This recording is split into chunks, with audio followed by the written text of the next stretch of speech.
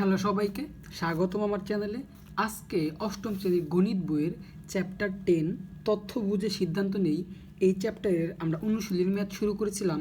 গত ভিডিওতে আমরা 6 নাম্বার পর্যন্ত কমপ্লিট করেছিলাম। আজকে আমরা 7 থেকে শুরু করব। সো যারা আগের ভিডিওগুলো দেখো নাই অবশ্যই প্লেলিস্ট থেকে দেখে নেবে, কারণ ধারাবাহিকভাবে না দেখলে তোমাদের কনসেপ্ট ক্লিয়ার থাকবে না। তো চলো শুরু করি।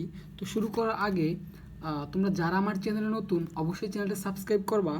দেখো এখানে বলছে নগরীর বাজারে 100টির দোকানের দৈনিক লাভের টাকায় পরিমাপের ছকটি হলো। তার মানে একটা বাজারের 100 টাকা দোকানের মধ্যে দৈনিক কত টাকা লাভ হয় তার একটা ছক দেওয়া আছে, এবং এখান থেকে আমাদের যে দুইটা কোশ্চেন সলভ করতে হবে সেটা হচ্ছে প্রদত্ত নম্বর কোশ্চেনটা হচ্ছে প্রদত্ত তথ্যের আলোকে ক্রমজয়িত গণসংখ্যা সারণী তৈরি করো। তো ভাইয়া তোমরা হয়তো এত জেনে আসছো যে যদি তোমার কি শ্রেণী ব্যাপ্তি আর দোকানের সংখ্যা অর্থাৎ গণসংখ্যা দেওয়া থাকে, তাহলে আমাদের ক্রমজয়িত গণসংখ্যা সারণীটা তৈরি করার জন্য আমাদের 3টা ঘর লাগে। আমি আবার বলতেছি, যদি শ্রেণী ব্যাপ্তি আর দোকানের সংখ্যা অর্থাৎ গণসংখ্যা দেওয়া থাকে, তাহলে আমাকে ক্রমজয়িত গণসংখ্যা নির্ণয় করার জন্য 3টা ঘর লাগবে। তো আমি এখানে সুন্দর করে 3টা ঘর লিখে নিছি। একটা কি তোমার প্রথমটা ছিল প্রতি দোকানের টাকা, অর্থাৎ প্রতি দোকানের টাকা, তারপর দোকানের সংখ্যা, তারপর কি ভাই ক্রমজয়িত গণসংখ্যা আমাদেরকে বের করতে বলছে। সো গণসংখ্যা দেওয়া থাকলে আর শ্রেণী ব্যক্তি দেওয়া থাকলে আমাদের ক্রমজয়িত গণসংখ্যা করার জন্য 3টা ঘর লাগে। সো আমি 3টা ঘর লিখে নিছি।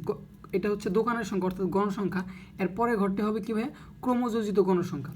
তো এখন খেয়াল করো, তোমরা এরকম নিচে নিচে কয়টা ঘর করবা একটু খেয়াল করো। এখানে কয়টা ঘর দেওয়া আছে 1 2 3 4 5 6 7। তো তোমরাও কি করবা এরকম নিচে নিচে 7টা ঘর করবা। 1 2 3 4 5 6 7, ঠিক আছে, 7টা ঘর করবা। তারপর আমি সুন্দর করে মানগুলো বসায় নিচ্ছি। এখানে দেখো প্রথম শ্রেণী ব্যক্তি দেওয়া আছে 300 থেকে 350, তারপর 350 থেকে 400। সো আমি এইভাবে লিখে নিছি 300 থেকে 350, 350 থেকে 400, 400 থেকে 550 সুন্দর করে লিখে নিছি। তারপরে দোকানের সংখ্যা যা দেওয়া আছে সুন্দর করে তুলে নিছি। এখন তোমাকে ক্রমযুক্ত গণসংখ্যা নির্ণয় করতে হবে। দেখো ক্রমযুক্ত গণসংখ্যা নির্ণয় করার জন্য এই দোকানের সংখ্যা অর্থাৎ গণসংখ্যা যেটা আছে সেটা এখানে প্রথম ঘরটাতে বসে যাবে। এইটুকু তো ক্লিয়ার, এটা যেমন আছে ঠিক তেমনই বসে যাবে। তারপরে এই ক্রমযুক্ত গণসংখ্যার সাথে এইটা যোগ করে এখানে বসবে। তাহলে একটু খেয়াল করো, এখানে আছে 10, এই যে এটার সাথে এইটা যোগ হবে, যোগ হয়ে এখানে বসবে, ঠিক আছে। এটা কিন্তু আমি তোমাকে দেখানোর জন্য এটা করলাম, তোমরা কিন্তু এটা দেখাবো না, ঠিক আছে। তাহলে 10 আর 16 যোগ করলে কত হয় 26। এই 26টা এখানে বসবে। এরপরে কাজ কি ভাই সিমিলার ওয়েতে এই 26-এর সাথে এই 28 যোগ হবে, যোগ হয়ে এখানে বসবে। তাহলে 26 আর 28 যোগ করলে কত আসে 26 + 28 আসে আমাদের 54। তাহলে এখানে বসবে কত ভাইয়া 54। এরপরে কাজ ভাই আমাদের এই 54 সাথে 22 যোগ করতে হবে। তো 54 সাথে 22 যোগ করলে আসে 76। তো 76 বসবে এখানে। তারপরে ক্রমযুক্ত গণসংখ্যা কী হবে, এই 76 সাথে 18 যোগ করতে হবে। 76 সাথে 18 যোগ করলে আসে 94। তো এখানে বসবে 94। তারপরে কী হবে এই 94 সাথে 6 যোগ করতে হবে, তারপরে এখানে বসবে।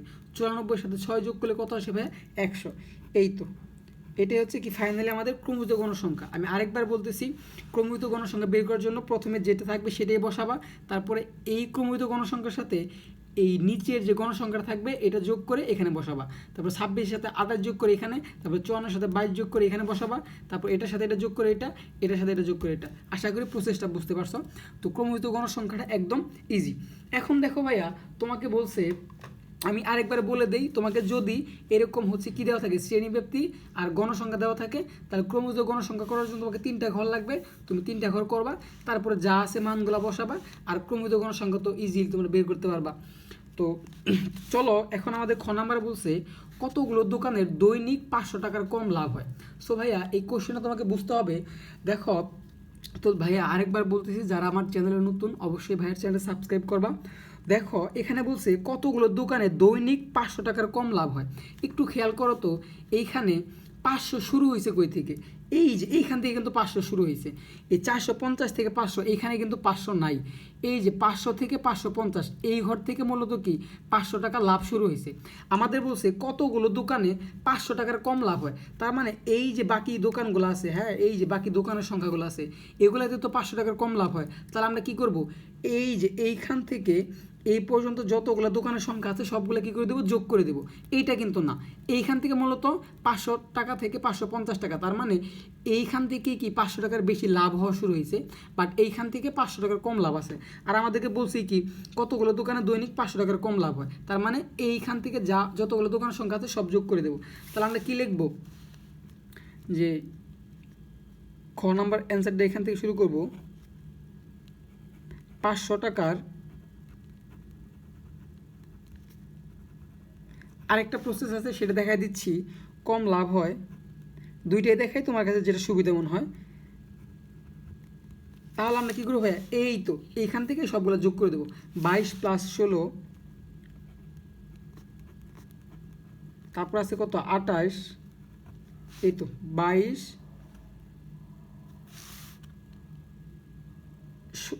সরি কী করতেছি এটা, সরি, এই যে এখান থেকে এই যে সবগুলো যোগ করতে হবে। আমি ওই দিক থেকে আসতেছিলাম, একই কথা। 10 + 16 + 28 + 22, একই কথা, ঠিক আছে? 10 + 16 + 28 + 22, তাহলে এই সবগুলো যোগ করলে যে কটা দোকান আসবে। তাহলে চলো আমরা যোগ করে ফেলি। 10 + 16 + 28 + 22, তাহলে আসতেছে কত আমাদের? 76। সুতরাং এটাই হচ্ছে অ্যান্সার, 76টি দোকানে, ঠিক আছে? আচ্ছা, এখন দেখো আরেকটা ওয়েতে বের করা যায়। তোমরা যখন ক্রমযুক্ত গণসংখ্যা বের করছো না, এই তো ক্রমযুক্ত গণসংখ্যা বের করছিলে না, এই দেখো ক্রমযুক্ত গণসংখ্যার 450 থেকে 500, অর্থাৎ এই তো ঘরেই হচ্ছে কি 500 টাকার কম লাভ হয়, এখানে তো আর না, কারণ এখানে 500 থেকে 550, তার মানে 500 টাকার বেশি, মানে 500 সহ 500 টাকার বেশি লাভ হওয়া শুরু করে এই দোকানগুলোতে, মানে এই নিচের দোকানগুলোতে, ঠিক আছে? আর আমাদের কি বলছে? 500 টাকার কম লাভ হয়। তাহলে এই 450 থেকে 500 এই ঘরে তো 500 টাকার কম লাভ হয়, তাহলে এই ঘরে ক্রমিত গণসংখ্যাটি কী হবে ভাইয়া? তোমার অ্যান্সার হবে। আর আমরা কিন্তু চাইলে এইভাবে বের করতে পারি। আর তোমরা যদি এখানে সরাসরি লিখে দিতে যে ক হতে পাই, হ্যাঁ, 76টি দোকানে কী হয়? 500 টাকার কম লাভ হয়, কারণ এই যেখানে দেখাই দিছি, তোমরা যেভাবে বের করতে পারো। সো আশা করি ভাইয়া বুঝতে পারছো। আমার মনে হয় এইটাই খুব ইজিলি বুঝতে পারছো। নেক্সট হচ্ছে দেখো ভাইয়া, আমাদের 8 নাম্বার কি বলছে? অষ্টম শ্রেণীর সকল শিক্ষার্থীর পরিবারের সদস্য বছরের অবিন্যস্ত উপাদানসমূহ বা উপাত্তসমূহ বিন্যস্ত করে নিচের তালিকাটা তৈরি করা হয়েছে। তার মানে এখানে হচ্ছে একটা তালিকা দেওয়া আছে শ্রেণীব্যাপ্তি আর গণসংখ্যার। আমাকে বলছে উপাত্তের আয়তলেখা অঙ্কন করো। তো ভাইয়া এইখানে তুমি একটা কথা মনে রাখবা, আয়তলেখা অঙ্কনের জন্য, আমি রিপিট করতেছি আবার, আয়তলেখা অঙ্কনের জন্য যদি শ্রেণীব্যাপ্তি আর গণসংখ্যা দেওয়া থাকে, তাহলে তোমার দুইটা ঘরই লাগবে, অর্থাৎ শ্রেণীব্যাপ্তি আর গণসংখ্যায় আর কোনো ঘর লাগবে না। আমাকে আয়তলেখা অঙ্কনের জন্য আর কোনো ঘর লাগবে না, দুইটা ঘরই লাগবে, শ্রেণীব্যাপ্তি আর গণসংখ্যা। এইটুকু তো ক্লিয়ার। তো অনেকেই শুধু ভাইয়া বলে রাগ করো, অনেকেই কমেন্ট করছে যে বোন কেন বলা হয় না। যাই হোক, দেখো এইখানে তোমাকে বললাম যে উপাত্তের আয়তলেখা অঙ্কনের জন্য একটা জিনিস বারবার মনে রাখবা, এই আয়তলেখা অঙ্কনের জন্য আমাকে দুইটা ঘর লাগবে, শ্রেণীব্যাপ্তি আর গণসংখ্যা, ঠিক আছে? তাহলে দেখো আমাকে বলছে ক নাম্বারে উপাত্তের আয়তলেখা অঙ্কনের জন্য। তো ফার্স্ট অফ অল আমি কী করে রাখছি? এই তো ক নাম্বার 8 নং প্রশ্নের উত্তর ক নাম্বার, আমি উপাত্তের শ্রেণীব্যাপ্তি এবং গণসংখ্যা সুন্দর করে কী করে নিছি ভাইয়া? তৈরি করে নিছি। এখন তোমাকে একটা ছক কাগজ নিতে হবে। এই ছক কাগজ নেওয়ার পরে এইখানে অঙ্কন করতে হবে, প্লাস তোমাকে একটা বিবরণ লিখতে হবে। বিবরণটা আমি লিখে রাখছি, বিবরণটা একটু পরে বোঝাচ্ছি। আগে তোমাকে যেটা বলছি যে উপাত্তের আয়তলেখা অঙ্কনের জন্য দুইটা ঘর লাগবে, এই শ্রেণীব্যাপ্তিটা আর গণসংখ্যাটা সুন্দর করে যা আছে জাস্ট আমি কী করেছি? তুলে নিছি। এখন দেখো আমাকে একটা ছক কাগজ নিতে হবে। এই ছক কাগজের এই যে প্রত্যেকটা ক্ষুদ্র এককে এক একটা বর্গ বলা হয়, এই বরাবর আমাকে যেটা করতে হবে, দুইটা অক্ষ অঙ্কন করতে হবে আর একটা মূলবিন্দু রাখতে হবে। আর এইটা হচ্ছে কি ভাই, আমি হচ্ছে কলম দিয়ে অঙ্কন করবো, তোমরা পেন্সিল দিয়ে অঙ্কন করবা, কারণ কলম দিয়ে অঙ্কন করলে এখানে একটু স্পষ্ট বোঝা যাবে। এই তো এটা হচ্ছে ওয়াই অক্ষ,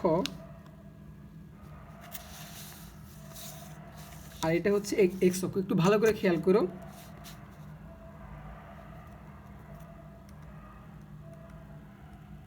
এটা হচ্ছে কি ভাইয়া? এক্স অক্ষ।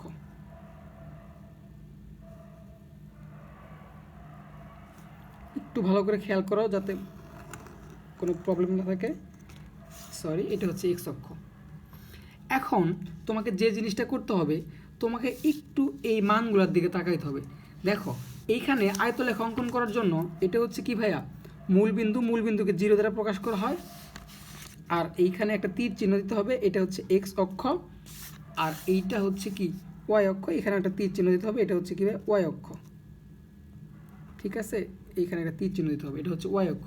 একটু কাটা ছিঁড়ে করে ফেলছি, যাই হোক। মূলবিন্দু থেকে ডান দিকে এক্স অক্ষ, আর মূলবিন্দু থেকে উপরের দিকে ওয়াই অক্ষ। এখন তোমাকে একটু এই মানগুলো দিকে খেয়াল করতে হবে। সবসময় মনে রাখবা, আয়তলেখ অঙ্কনের জন্য এক্স অক্ষ বরাবর শ্রেণীব্যাপ্তি নিতে হয়, আর ওয়াই অক্ষ বরাবর গণসংখ্যা নিতে হয়। এই জিনিসটা তো মনে থাকবে। আবার বলতেছি, আয়তলেখ অঙ্কনের জন্য এক্স অক্ষ বরাবর শ্রেণীব্যাপ্তি নিতে হয়, আর ওয়াই অক্ষ বরাবর কী নিতে হয়? গণসংখ্যা নিতে হয়। তাহলে আমি এখানে লিখি, এটা হচ্ছে কি? শ্রেণীব্যাপ্তি এক্স অক্ষ বরাবর। এই তো শ্রেণী ব্যাপ্তি। আর ওয়াই অক্ষ বরাবর কী নিতে হবে? গণসংখ্যা। এই তো গণসংখ্যা। এগুলো কিন্তু তোমরা পেন্সিল দিয়ে লিখবা, ঠিক আছে? আমি কলম দিয়ে লিখছি যাতে স্পষ্ট বোঝা যায়। তাহলে আয়তলেখ অঙ্কনের জন্য এক্স অক্ষ বরাবর কী নিতে হবে? শ্রেণীব্যাপ্তি। আর ওয়াই অক্ষ বরাবর আমাদের গণসংখ্যা নিতে হবে। এখন একটু মানগুলোর দিকে খেয়াল করো। আমাদের শ্রেণীব্যাপ্তির সর্বোচ্চ মান আছে 70, আর সর্বনিম্ন মান আছে 0। অর্থাৎ এইখান থেকে শুরু হবে। এখানে একটা জিনিস মনে রাখবা, যদি এইখানে 5 থেকে অথবা 10 থেকে শুরু হইতো, যেমন 5 থেকে 15 বা 10 থেকে 20 এরকম শুরু হইতো, তাহলে আমরা এই ঘরটা কেটে নিতাম। অর্থাৎ এই যে এরকম দেখাচ্ছি, ধরো এটা এক্স ওয়াই অক্ষ, এটা এক্স অক্ষ, হ্যাঁ, এই ঘরটা এভাবে কেটে নিতাম যদি 0 থেকে শুরু না হয়ে 5 থেকে অথবা 10 থেকে শুরু হইতো। যেহেতু 0 থেকে শুরু হয়েছে, সেক্ষেত্রে আমরা এই মূলবিন্দু থেকে যাত্রা শুরু করব। এখন এই প্রত্যেকটা ক্ষুদ্র একককে এক এক করে বলা হয়, কিন্তু তুমি যখন অঙ্কন করবা, তোমার গ্রাফ পেপারটা যদি ছোট হয়, বা তোমার পরীক্ষার খাতায় এমন একটা গ্রাফ পেপার দিল যেটা ছোট, কিন্তু তোমার এই সবগুলা মানকেই স্থান দিতে হবে, সেই ক্ষেত্রে তোমাকে একটু দেখতে হবে যে প্রতি ক্ষুদ্র একক ঘরকে তুমি কত করে ধরলে তোমার হচ্ছে জায়গা হবে। হ্যাঁ, তারপর অঙ্কনের সময় লিখে দেবা। আমি আবার বলতেছি, প্রতিটা ঘরকে এক একক করে ধরা হয়। এখন তোমার গ্রাফ পেপার যদি বড় হয়, সেক্ষেত্রে তুমি এক একক ধরতে পারো। আর যদি গ্রাফ পেপার ছোট হয়, সেক্ষেত্রে তোমাকে প্রতি ক্ষুদ্র একককে 2 একক, 3 একক, 4 একক, 5 একক, 6 একক যা ইচ্ছা ধরতে পারো, কোনো প্রবলেম নেই। সেটা গ্রাফ পেপারের উপর ডিপেন্ড করবে। তো দেখো এখানে আমার সর্বোচ্চ মান আছে 70। তার মানে আমি যদি প্রতি ক্ষুদ্র একককে 5 একক করে ধরি, তাহলে এখানে আসবে, প্রতি ক্ষুদ্র একককে 1 করে ধরি, তাহলে 1 2 3 4 5, এখানে 5, এখানে 10, এখানে 15 20 25 30, একটু বুঝো 35, তারপর হচ্ছে 40 45, 40-এর পর 45, তারপর 50, তারপর 55। দেখো এখানে কিন্তু শেষ হয়ে যাচ্ছে, কিন্তু আমার সর্বোচ্চ মান আছে কত? 70। তাহলে আমি এক একক ধরলে কিন্তু জায়গা হচ্ছে না। তাহলে আমি যদি 2 একক করে ধরি, তাহলে কিন্তু আমার জায়গাটা হয়ে যাবে। তাহলে আমি 2 একক করে ধরলাম, তাহলে 2 একক করে ধরলে কী হবে? এই ঘরটা 2, তারপরে 4, তারপরে 6, তারপরে 8, তারপর 10, অর্থাৎ এই পর্যন্ত আসলে কত হবে? 10। আমি 2 করে ধরতেছি, তাহলে এখানে 5 আছে, অর্থাৎ 2 করে দিলে 5 ঘর পর পর 10 হয়, তাহলে 5 ঘর পরে 10, আবার এই 5 ঘর পর 10, তাহলে 10-এর পরে আসবে 20, তারপরে এখানে আসবে হচ্ছে 30, তারপরে এখানে আসবে হচ্ছে 40, তারপরে এখানে আসবে হচ্ছে কত? 50, তারপরে এখানে আসবে কত? 60, তারপরে এখানে আসবে কত? 65, এখানে 60-এর পরে এখানে 70, 60 62 64 66 68 70, এটা হচ্ছে 70 একর। ঠিক আছে, আমি 2 একক করে ধরলে জায়গা করতে পারতেছি, কিন্তু 1 একক ধরলে দেখলে জায়গা হলো না। আর আমরা ওয়াই অক্ষ বরাবর কী ধরছি ভাই? গণসংখ্যা। একটু মন দিয়ে বুঝো, একটা বুঝলে তুমি বাকি সবগুলো করতে পারবা। হ্যাঁ, ওয়াই অক্ষ বরাবর গণসংখ্যা ধরছি। তাহলে দেখো গণসংখ্যা সর্বোচ্চ আছে 94। তাও যদি আমি এখন প্রতি ঘরকে এক এক করে ধরি, তাহলে দেখো 5 10 15 20 25 30 35 40, আমার গ্রাফ পেপার জায়গা শেষ। তার মানে আটাইতে পারতেছি না, মানে স্থান দিতে পারতেছি না। সেক্ষেত্রে আমাকে দেখতে হবে, যেহেতু সর্বোচ্চ 94 আছে, আমি 2 করে ধরলে, প্রতি একক ঘরকে 2 করে ধরলে আমি জায়গা দিতে পারবো না। তাহলে আমি যদি প্রতি একক ঘরকে 4 করে ধরি, তাহলে কি আসে দেখো? 4 8 12 16 20, আমি 4 করে ধরি, তাহলে 5 ঘর পরে আসবে 20। প্রতি একক ঘরকে 4 করে ধরছি, আবার 5 ঘর পরে 20, তাহলে এখানে আসবে 40, আবার 5 ঘর পরে 20, হ্যাঁ, তাহলে এখানে আসবে কত ভাইয়া? 40-এর পরে 20 আসলে 60, হ্যাঁ, আবার 5 ঘর পরে 40, 5 ঘর পরে 20, 60-এর পরে তাহলে কত আসবে ভাইয়া? 80 আসবে। আবার 5 ঘর পরে 20, তাহলে আসবে কত ভাইয়া? 100। তার মানে আমার ছিল সর্বোচ্চ কত? 94, আমি 100 পর্যন্ত আটাইতে পারছি, হ্যাঁ। আরেকবার বলতেছি, প্রতি ঘরকে আমি 4 করে ধরছি, তাহলে 4 করে ধরলে 4, 8, 12, 16, 20, তারপর কি ভাইয়া? 24, তারপর হচ্ছে 28, তারপর হচ্ছে এখানে আসতেছে হচ্ছে 32, তারপর আসতেছে 36, তারপর 40, এই তো 40 আসছে। প্রতি একক ঘরকে আমি 4 করে ধরছি, তাহলে 20, 40, 60, 80, 100। আশা করি ভাইয়া বুঝতে পারছো। এখন তোমাকে যেটা করতে হবে, জাস্ট এই মানগুলো দেখে বসাবা। দেখো, যখন শূন্য থেকে, এই যে দেখো, যখন শূন্য থেকে শ্রেণীব্যাপ্তি 10, তখন গণসংখ্যা কত ছিল? 30। তাহলে এই শূন্য থেকে 10 গণসংখ্যা 30, তার মানে 30 কোথায় আসে? এখানে যদি 20 আসে, হ্যাঁ, আমরা কি করতেছিলাম? প্রতি একক ঘরকে 4 করে ধরতেছিলাম। তাহলে 20, আর এখানে আসবে কত? 24, 24-এর পরে কত আসবে ভাইয়া? 28, 28-এর পরে কত আসবে ভাইয়া? 28-এর পরে এক ঘরে গেলে হচ্ছে 32 আসে, তার মানে হচ্ছে এই যে এইখানে পড়বে, ঠিক আছে? এই তো দেখো, 24, 28 আর 2, তার মানে মাঝখানে পড়তেছে, উপরে কিন্তু যায় নাই। তাহলে জাস্ট আমরা এই যে এইখানে এইভাবে একটা দাগ দিয়ে দিব, যেখানে বিন্দু দিছি। আমি আরেকবার বোঝাচ্ছি যদি কোনো প্রবলেম থাকে। এই তো দেখো, আমার যখন শ্রেণীব্যাপ্তি ছিল 0 থেকে 10, তখন আমার গণসংখ্যা 30, তার মানে গণসংখ্যা 30 মানে উপর দিকে যেতে হবে। আর এই যে 0 থেকে 10, তখন গণসংখ্যা 30, তাহলে এখানে 20, আমরা প্রতি একক ঘরকে 4 করে ধরছি, 20, আরেক ঘর গেলে হচ্ছে কত হবে? 24, আরেক ঘর গেলে হবে কত? 28, আরেক ঘর গেলে হবে 32, কিন্তু আমার তো 32 না 30, তার মানে মাঝখানে। এই তো, তাহলে এই তো এরকম একটা দাগ দিয়ে এখানে একটা দাগ দেবে। এগুলো কিন্তু পেন্সিল দিয়ে করতে হবে তোমাকে, ঠিক আছে? আচ্ছা, ওকে। এরপরে যখন আমার গণসংখ্যা 10 থেকে 20, তখন ছিল 60। তাহলে এই তো 10 থেকে 20, 60 মানে যে এখানে পড়ে গেছে, এই তো 60, এখানে তার কোনো প্রবলেম নেই। তাহলে এইভাবে দাগ দিবা। আমি একটু হাত দিয়ে করি, তাড়াতাড়ি হয়ে যাবে, ভিডিওটা অনেক বড় হয়ে যাচ্ছে। এই তো এই কিন্তু পেন্সিল দিয়ে এবং স্কেল দিয়ে করবা, ঠিক আছে? এই তো, ওকে। এরপরে কি আছে দেখো, যখন গণসংখ্যা হচ্ছে কি 20 থেকে 30, তখন হচ্ছে শ্রেণীব্যাপ্তি 20 থেকে 30, তখন গণসংখ্যা হচ্ছে 82। তাহলে এই যে 20 থেকে 30, এখানে হচ্ছে 80, এটা হচ্ছে 80, হ্যাঁ, আমাদের কত? 82, তার মানে এই এক ঘরে গেলে 84 হয়ে যাবে, তার মানে মাঝখানে নিতে হবে। এই তো এইখানে আসবে, এই তো মাঝখানে আসবে, ঠিক আছে? মাঝখানে নিলে কত আসতেছে? 82 আসতেছে। এই তো, এখন এটা যোগ করে দিব। একদম ইজি কিন্তু ভাইয়া, জাস্ট একটু প্রসেসটা বুঝো, তারপর এটা যোগ করে দিব।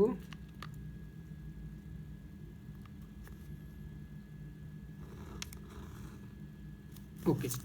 এরপরে দেখো ভাইয়া, যখন আমার গণসংখ্যা হচ্ছে 30 থেকে 40, তখন 94, যখন শ্রেণীব্যাপ্তি 30 থেকে 40, তখন গণসংখ্যা 94, তাহলে 30 থেকে 40, 94, তাহলে এইখানে আসতেছে হচ্ছে ছিল 80, তারপরে এইখানে আসলে হচ্ছে 84, এইখানে আসলে হচ্ছে 88, এইখানে আসলে হচ্ছে 92, এইখানে আসলে হচ্ছে 96, কিন্তু আমার কি নিতে হবে? 94 নিতে হবে, তার মানে এইখানে পড়বে।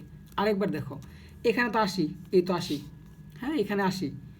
আমি যদি এক ঘর যাই, প্রতি একক ঘরকে 4 করে ধরছিলাম, যদি এক ঘর যাই তাহলে কত হবে ভাইয়া?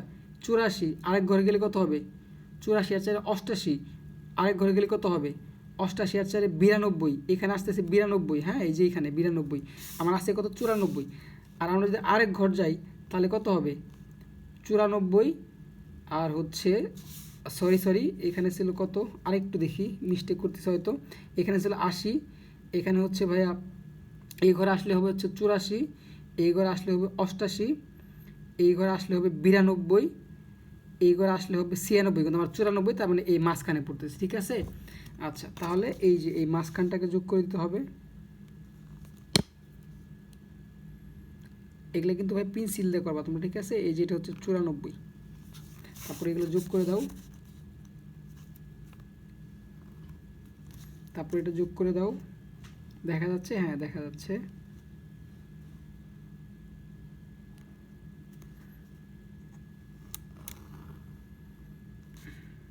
এই তো, এরপরে যখন আমার হচ্ছে গণসংখ্যা 40 থেকে 50, তখন 66, হ্যাঁ, 40 থেকে 50, তখন কত? 66। তাহলে 66 কোথায় আসে? এই যে এখানে হচ্ছে 60, তারপর হচ্ছে এই ঘরে আসলে 64, আর 66 হবে মাঝখানে, আরেক ঘরে গেলে 68 হয়ে যাবে। তাহলে এইখানে, তাহলে আমি এখানে মাঝখানে কী করব, এইভাবে যোগ করে দেব। তারপর আমি একটু হাত দিয়ে তুলি, স্কেল দিয়ে সময় নষ্ট হচ্ছে, একটু বাঁকা যাবে, প্রবলেম নাই। তোমরা কিন্তু এটা স্কেল দিয়ে করবা, এই তো বাঁকা গেছে একটু, সরি, তোমরা স্কেল দিয়ে করবা। আচ্ছা, তারপর 50 থেকে 60, যখন 50 থেকে 60 তখন হচ্ছে কত? 48। তাহলে 40 ছিল এই যে এখানে, 40 ছিল এই যে এই ঘরে, তো 40, হ্যাঁ এই যে এই দেখো এই যে এই ঘরে তো ছিল 40, তাহলে আমার কত ছিল? 48। তাহলে প্রতি একক ঘর 4 করে, এখানে গেলে কত আসবে? 44, এখানে হচ্ছে কত? 48। তাহলে এইটাই হচ্ছে কি আমার কি, তারপর যোগ করে দেই। এটা কিন্তু ভাইয়া প্রতি একক ঘরকে আমি 2 করে 4 করে ধরতে পারি, আমাকে আমার গ্রাফ পেপার উপর ডিপেন্ড করবে, ঠিক আছে। আর আমি এখানে হচ্ছে 4 করে ধরছি, 2 করে ধরলে মূল্য আমার হচ্ছে জায়গাটা ধরতো, তাহলে এরকম হইতো না। সো এটা একই কথা কিন্তু ভাইয়া, আমি যদি 2 করে ধরতাম তাহলে মনে হয় আমার জায়গাটা ধরতো, বাট আমি 4 করে ধরছি, এটা কিন্তু কোনো প্রবলেম নেই, হ্যাঁ। তো গ্রাফ পেপার উপর ডিপেন্ড করবে। তারপর 60 থেকে 70, দেখো যখন 60 থেকে 70 তখন 20, তাহলে 60 থেকে 70 20, তার মানে যে এই তো 20, হ্যাঁ 60 থেকে 70 20, তার মানে যে এখানে আসে, এই যে এই ঘরটাতে আসতেছে 20, গণসংখ্যা যখন 20, এই তো যোগ করে দিলাম।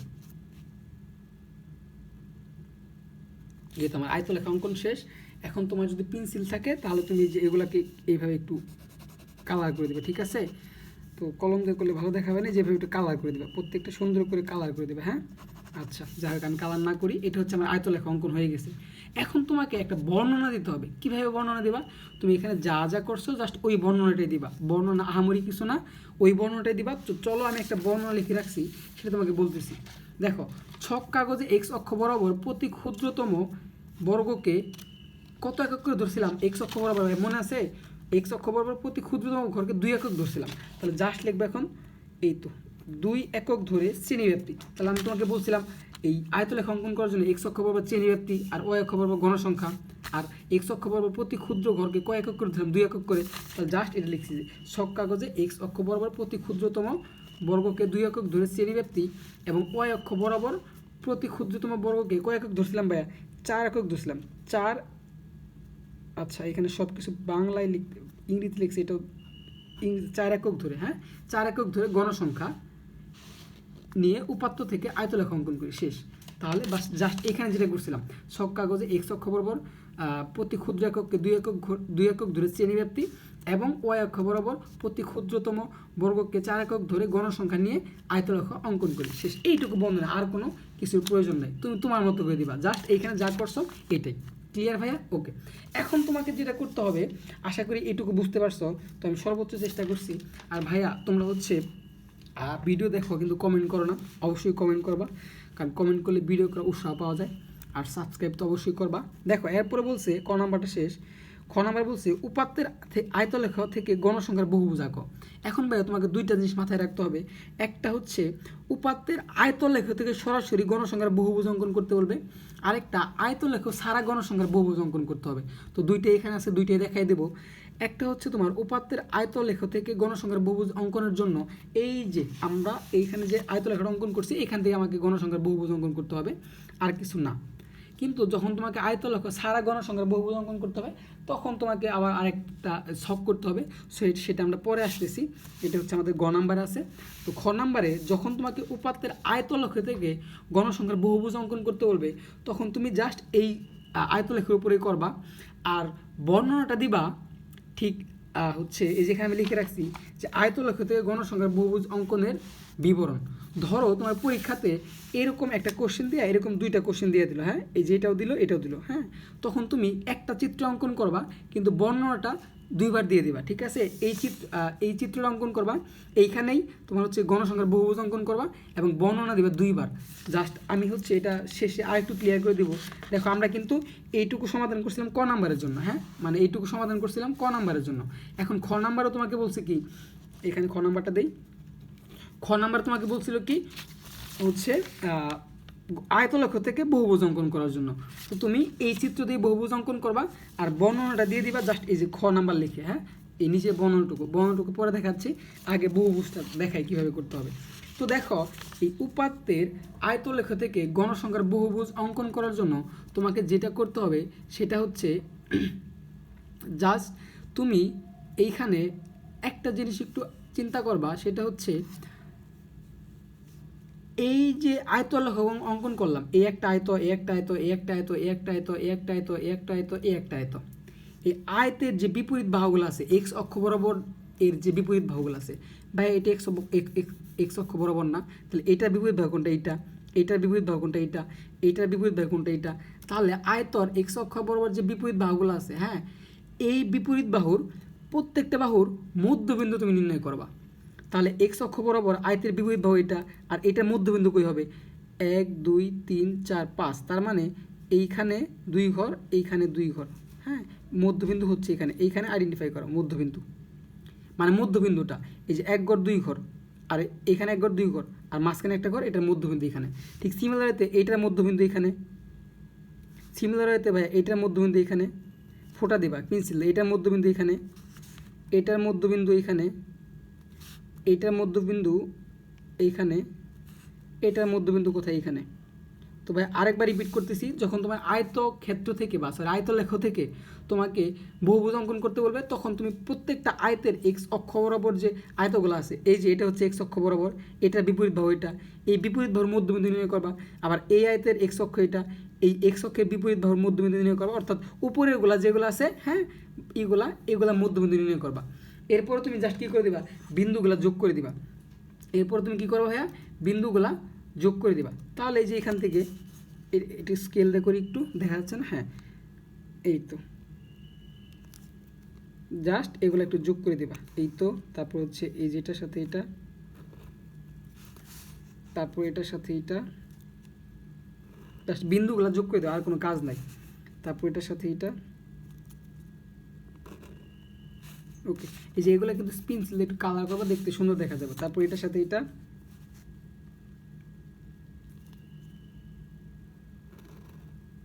তারপরে এটার সাথে এইটা, প্রত্যেকটা বিন্দু কী করে দেবে? যোগ করে দেবা। তারপরে এটার সাথে এইটা, দেখা যাচ্ছে না? হ্যাঁ, দেখা যাচ্ছে।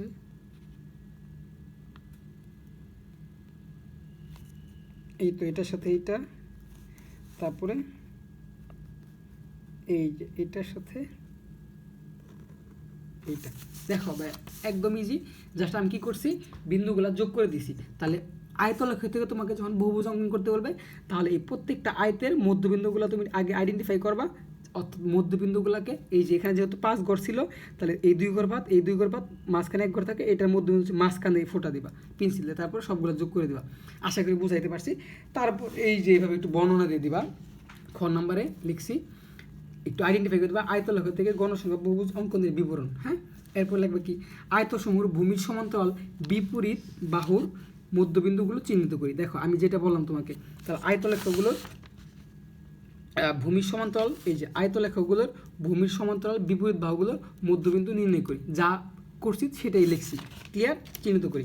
এক্ষেত্রে প্রতিটি বিন্দুর ভুজ হবে শ্রেণীর মধ্যবিন্দু এবং কোটি হবে আয়তসমূহের উচ্চতা। এই লাইনটা বুঝো না, আমি একটু বোঝাচ্ছি, একটু মন দিয়ে শোনো। প্রতিটি বিন্দুর ভুজ হবে শ্রেণীর মধ্যবিন্দু। তাহলে দেখো তো ভাইয়া, এই যে প্রতিটি বিন্দুর ভুজ, আমরা জানি ভাইয়া, যারা হচ্ছে আমরা কী বলে এর আগের অধ্যায়টা পড়ে আসছিলাম, ওইটা কী অধ্যায়? আচ্ছা, অধ্যায়টা ভুলে গেছি। এই ভুজ কোটি পড়ে আসছিলাম না, যে এক্স ওয়াই, এটা হচ্ছে ভুজ, এটা হচ্ছে কোটি। তাহলে এখানে বলছে এটা একটা বিন্দু, তাহলে এটা ভুজও আছে, কোটিও আছে। তাহলে এই বিন্দুর ভুজ কোনটা হবে ভাইয়া?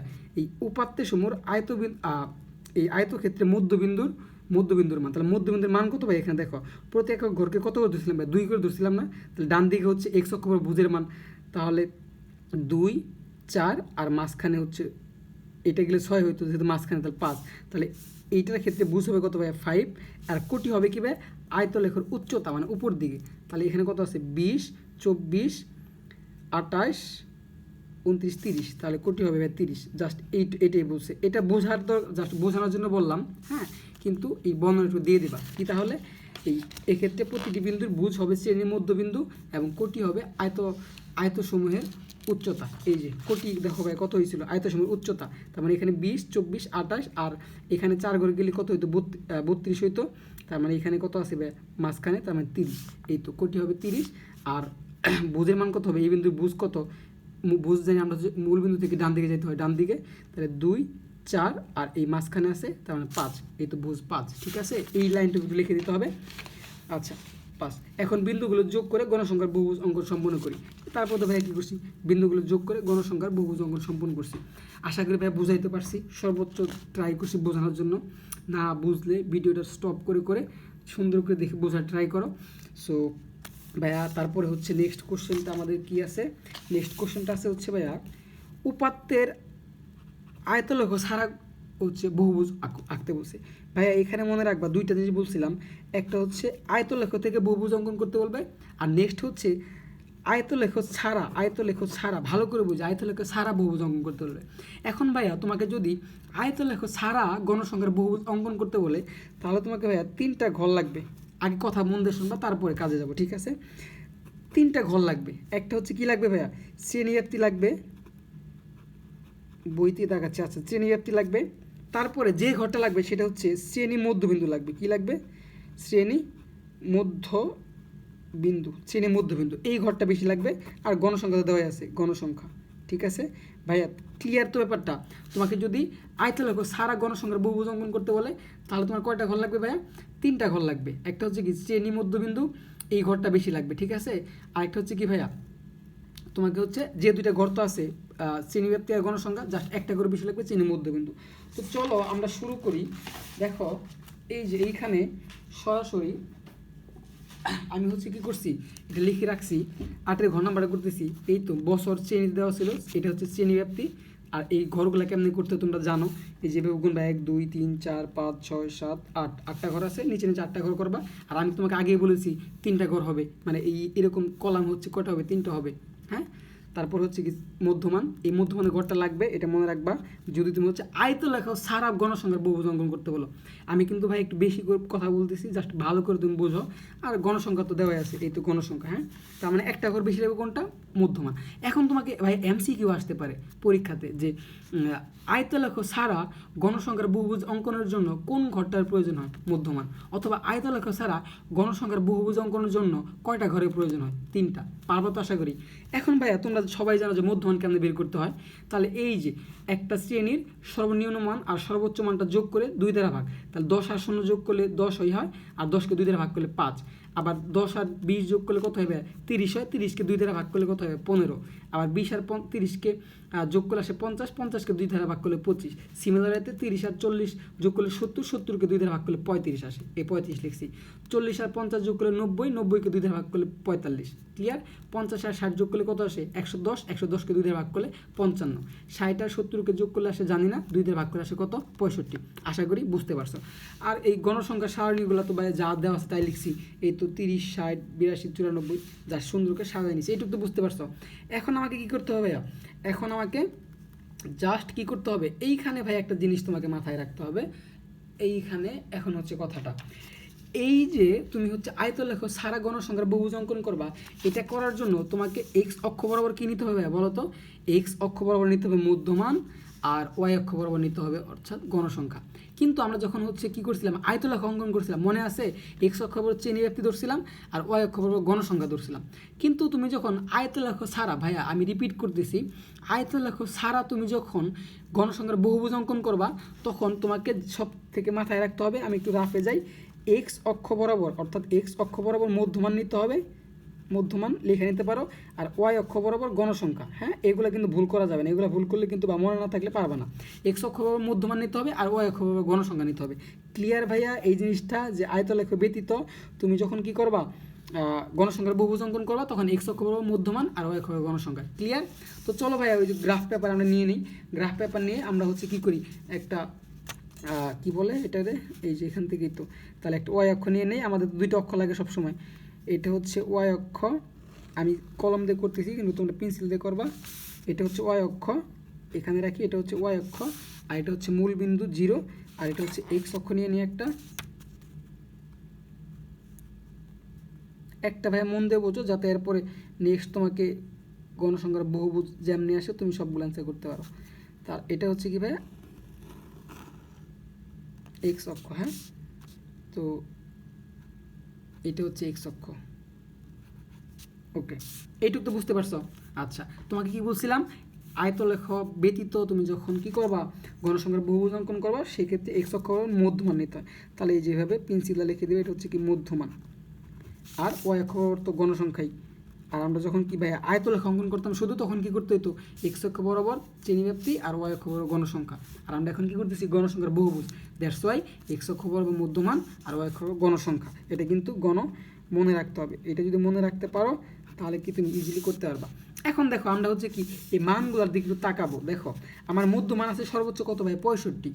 তাহলে যদি ভাইয়া আমি সর্বোচ্চ 65 5 থেকে, তোমাকে কি বলছিলাম ভাইয়া, এই যে যখন 0 থেকে শুরু হয়েছিল, এর আগেরটা দেখো, যখন 0 থেকে শুরু হয়েছিল তখন কিন্তু আমি মূল বিন্দু থেকে ধরছিলাম, হ্যাঁ। কিন্তু এখন মধ্যমান শুরু হয়েছে 5 থেকে, এই জন্য আমি কি করব, এই যে এই ঘরটা একটু কাইটা দেবো, তার মানে এর আগে যে মানগুলো আছে সেটা এই ঘরে পড়ে গেছে, হ্যাঁ। যেহেতু 5 থেকে শুরু হয়েছে এই জন্য 5টা লিখবো এখানে। যদি 0 থেকে শুরু হতো ভাইয়া, বুঝছো, যদি 0 থেকে শুরু হতো তাহলে এটা কাটতাম না। এখানে 5 10 15 থেকে যদি শুরু হয়, এই যেখানে যদি আরেকটা জিনিস বলে রাখি, যদি এখানে ধরো 5 থেকে শুরু হতো, তারপরেও কিন্তু আমরা এই যে এখানে কেটে দিতাম, এখান থেকে শুরু করতাম। যেহেতু 0 থেকে শুরু হয়েছিল এই জন্য কিন্তু ভাই আমি আর কাটি না, এই জির মূল বিন্দু থেকে ধরে গেছি। ব্যাপারটা মনে রেখো কিন্তু। আচ্ছা, তাহলে এক্স অক্ষ মধ্যমান একটু খেয়াল করো, সর্বোচ্চ আছে কত, 65, হ্যাঁ, সর্বোচ্চ আছে 65। তাহলে যে আমি প্রতি একক ঘরকে এক করে ধরি, তাহলে কত আসে, এখানে আসে কত ভাইয়া, 5 তো আসেই, 10, তারপর 15, তারপর 20, 25, 30, 35, 40, 45 হচ্ছে না, আমি ছোটো নিয়ে ফেলছি। তাহলে 2 একক করে ধরি, 2 একক করে ধরলে কত আসে, এখানে 5, তাহলে প্রতি একক ঘরকে 2 করে ধরলে 5 ঘর পরে 10 আসবে। তাহলে 5 আছে আর 10 আসে কত হবে, এখানে আসবে কত ভাই, 15। দেখো বুঝতে পারছো কিনা, 5-এর পরে প্রতি একক ঘরকে 2 করে ধরছি, তাহলে 15, আবার 10 বাড়বে, তাহলে কত হবে ভাইয়া, 15 আর 10 যোগ করলে 25। তারপর কত আসবে ভাইয়া, আর 10 যোগ হবে 5 ঘর পরে, তারপর আসবে 35, তারপর কত আসবে ভাইয়া, 35-এর পরে আসবে 45, হ্যাঁ, এগুলো কিন্তু পেন্সিলে লিখবা। তারপর কত আসবে ভাইয়া, 55, 5 ঘর পরে, এই তো 5 ঘর পরে 55, 10 মানে প্রতি একক ঘরকে 2 করে দিলে 10 করে পারবে 55, আবার 5 ঘর পরে কত আসবে ভাইয়া, এই তো ভাই 5 ঘর পরে 65 চলে আসছে। ক্লিয়ার? এটা তো বুঝতে পারছো, 2 একক করে ধরছি। আর এইখানে সর্বোচ্চ কত আছে, 70 আছে। তাহলে আমরা এখানে কি করতে পারি, এখানে আমরা হচ্ছে কি করব, দেখো এখানে কিন্তু 0 থেকে শুরু হয়েছিল, এই যে এখানে কিন্তু গণসংখ্যা কত থেকে শুরু হয়েছে ভাইয়া, সর্বোচ্চ আছে 94। তাহলে আমরা কি করতে পারি ভাইয়া বলো তো, প্রতি একক ঘরকে 2 করে ধরে দেখি হয় কিনা। 2 করে ধরলে এখানে আসবে কত ভাইয়া, 10, এখানে আসবে হচ্ছে 10, হ্যাঁ 10, তারপর আসবে 20, তারপর 30, 40, 50, 60, 70, 80, কিন্তু আমার আছে কত, 94। তাহলে ভাইয়া হচ্ছে না। তাহলে প্রতি একক ঘরকে 4 করে ধরি, 4 করে ধরলে কিন্তু আসতেছে, হ্যাঁ, যেহেতু জায়গা নাই। তাহলে 4 করে ধরলে কত আসে ভাইয়া, 5 ঘর পরে 20 আসে, 1 2 3 4 5, 5 × 4, 4 5 20, তাহলে এটা 20, তারপরে এখানে 40, তারপর আবার 20, এখানে 60, তারপর আবার 20, 5 ঘর পরে 60-এর পরে 80, তারপর আবার 20, 80-র পরে কত হবে, এই যে 100। ক্লিয়ার তো ভাইয়া? এটা কিন্তু ওই তোমার গ্রাফের উপর ডিপেন্ড করবে তুমি কত একক করে ধরবা, হ্যাঁ। এখন বাস সিম্পলি জিনিস ভাইয়া, যখন তোমার গণসংখ্যা মধ্যমান ছিল 5, তখন তোমার গণসংখ্যা কত ছিল ভাইয়া, 30। তাহলে এই যে এখানে মধ্যমান 5, গণসংখ্যা 30, মানে কোথায় পড়ে ভাইয়া, এখানে হচ্ছে 24, 28, 30 পরে যেখানে, এই যে এখানে একটা ফোঁটা দিবা, এই যে এখানে 20, 24, 28, আর এখানে গেলে 32 হয়ে যেত, তাহলে মাঝখানে 1 ঘর 4, তার মানে 2 এখানে পড়ে। ভাই ভালো করে বুঝে কিন্তু, হ্যাঁ, এখানে 30। তারপর যখন তোমার গণসংখ্যা হচ্ছে 15, তখন তোমার ভুল বলতেছি, যখন তোমার মধ্যমান 15, তোমার গণসংখ্যা কত, 60। তাহলে যখন মধ্যমান 15, গণসংখ্যা 60, তার মানে এই যে এই ঘরে পড়তেছে 60, তো যেখানে আছে এই যে 60, তাহলে এই ঘরে পড়তেছে, এখানে একটা ফোঁটা দিবা, হ্যাঁ। যখন তোমার মধ্যমান 25, হ্যাঁ, তখন তোমার গণসংখ্যা কত ছিল, মধ্যমান 25, গণসংখ্যা 82। তাহলে মধ্যমান যখন 25, গণসংখ্যা 82, এখানে 80, হ্যাঁ, এই যে এখানে পড়তেছে, এটা হচ্ছে 82, এখানে দিলে 84 হয়ে যেত, তো মাঝখানে যখন তোমার গণসংখ্যা 35, তখন হচ্ছে কত, 94। তাহলে গণসংখ্যা 35, 94, তাহলে এইখানে ছিল 80, এখানে আসবে 84, এখানে আসবে 88, আর এই যে 88 আর 4 92, এই যে এখানে পড়তেছে 94। ঠিক আছে, ভালো করে দেখো, 80-র পরে 4, মানে প্রতি একক করে 4, 80-র পরে 4, 84, 84 পরে 4, 88, 88 পরে 4, 92, 92 পরে 4 দিলে হচ্ছে কত হয়ে যায়, 98, 92 পরে 4 দিলে 93, 94, 95, 96 হয়ে যায়, 96 এখানে আমার আছে 94, তার মানে পড়বে এই মাঝখানে। বুঝাতে পারছি ভাই? ক্লিয়ার তো? ভালো করে বুঝো, হ্যাঁ। আরেকবার বলতেছি, এখানে 80 আছে, 4 বাড়ালে প্রতি একক হবে 4 করে 80, 84, 84 পরে 88, 88 পরে 92, 92 পরে 4 দিলে আসবে 96, কিন্তু আমার নিতে হবে 94, কারণ আমার হচ্ছে যখন 35 তখন 94 ছিল, তাহলে 94 এই যে এখানে পড়ে, হ্যাঁ 2, মানে 4-এর প্রতি একক করে 4, তার মানে অর্ধেক 2। অনেক বুঝাইছি ভাই, আশা করি বুঝতে পারছো। তারপর যখন 45 তখন 66, হ্যাঁ যখন তোমার 45 66, তাহলে 60 কোথায়, এই যে এইখানে 60, এই যে মধ্যমান যখন 45 তখন আমার গণসংখ্যা ছিল 66, হ্যাঁ তাহলে এই যে এখানে 45 66, এটা 60, এই যে এটা 60, তারপর 64, এই যে এখানে হচ্ছে 66, পুরাটা গেলে কত হইতো ভাই 68 হইতো, এই জন্য এখানে এই 66, তার এই যে এখানে 66। ক্লিয়ার? আগে ফোটাগুলো দিয়ে যায় বিন্দুগুলো। যখন তোমার হচ্ছে 55 তখন তোমার হচ্ছে গণসংখ্যা কত, মধ্যমান যখন 55 গণসংখ্যা হচ্ছে 48, তাহলে মধ্যমান 55 গণসংখ্যা 48, এই যে এখানে আসে 40, এই যে দেখো এই যে এখানে আসতেছে 40, এখানে আসতেছে 40, এখানে আসতেছে 40, এখানে আসছে 44, এখানে আসতেছে 48, এই তো জাস্ট 48 এইখানে আসতেছে, এইটা আমার ছিল কত 48। তারপর গণসংখ্যা মধ্যমান যখন 65, মধ্যমান যখন 65 তখন গণসংখ্যা কত 20, তাহলে মধ্যমান 65 গণসংখ্যা 20, তো এই যে এখানে পড়ে, এই যে এইখানে পড়ে, এই দেখো এই যে 20 এই যে এখানে পড়ে। এইটুকু তো বুঝতে পারছো ভাইয়া? এখন তোমার কী করতে বলো তো ভাইয়া? জাস্ট সিম্পলি এই তো যোগ করে দিতে হবে, এই তো এখন আগের মতো যোগ করে দিবা, এই যে এটা যোগ করবা একদম ভাইয়া ইজি, এই যোগ করব, তারপর এটার সাথে এটা যোগ করব, পেন্সিলটা যোগ করবা, তারপর এটার সাথে এটা যোগ করব, প্রত্যেকটা বিন্দুই, হ্যাঁ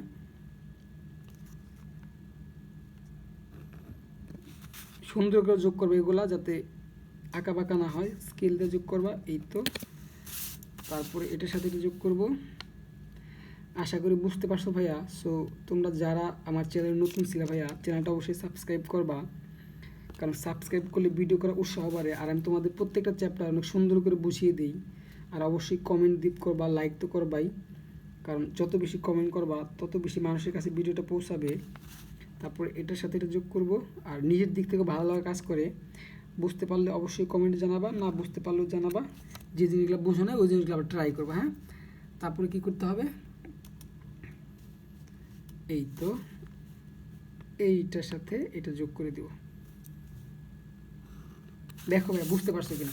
এটা যদি বুঝতে পারছো, এখন হচ্ছে অঙ্কনের বিবরণে চলে যাবো, হ্যাঁ একদম ইজি কিন্তু ভাইয়া। এখন বিবরণ জাস্ট কীভাবে দেবে, এই দেখো অঙ্কনের বিবরণ কী করছি আমরা, জাস্ট এইখানে এক্স অক্ষ বরাবর, হ্যাঁ ছক কাগজে এক্স অক্ষ বরাবর শ্রেণী প্রতি একক ঘরকে, প্রতি ক্ষুদ্র একক ঘরকে 2 একক ধরে শ্রেণী মধ্যমান, এই তো ছক কাগজে এক্স অক্ষ বরাবর প্রতি ক্ষুদ্রতম বর্গকে কত একক ধরছিলাম, এই তো বর্গকে 2 একক ধরে শ্রেণী মধ্যমান, ও ওয়াই অক্ষ বরাবর প্রতি ক্ষুদ্র ঘরকে 4 একক ধরে, তাহলে ওয়াই অক্ষ বরাবর প্রতি ক্ষুদ্রতম বর্গকে 4 একক ধরে গণসংখ্যা ধরে গণসংখ্যা আবার ধরে গণসংখ্যা নিয়ে লিখি, এখানে নিয়ে ছক কাগজে স্থাপন করি, বিন্দুগুলো ক্রমানুসারে যোগ করি, এই তো বিন্দুগুলো ক্রমানুসারে যোগ করছিলাম তাই লিখছি, হ্যাঁ যা তৈরি হলো এটি একটি গণসংখ্যার বহুভুজ। বর্ণনা বা অঙ্কনের বিবরণ আহামরি কিছু না, তুমি জাস্ট যদি এটা বুঝে থাকো তোমার মতো করে বর্ণনা দিয়ে দিবা, হ্যাঁ। তো ভাইয়া আশা করি বুঝতে পারছো, ভিডিওটি এই পর্যন্ত রাখবো। এর পরবর্তী ভিডিওতে আমরা হচ্ছে 9 নাম্বার থেকে শুরু করব। সো যারা এতক্ষণ ছিল তাদেরকে অসংখ্য ধন্যবাদ। চ্যানেলটা সাবস্ক্রাইব করে ভাইয়ার লাইক কমেন্ট অবশ্যই করবা। আজকের মতো ভালো থাকো, সুস্থ থাকো, টাটা।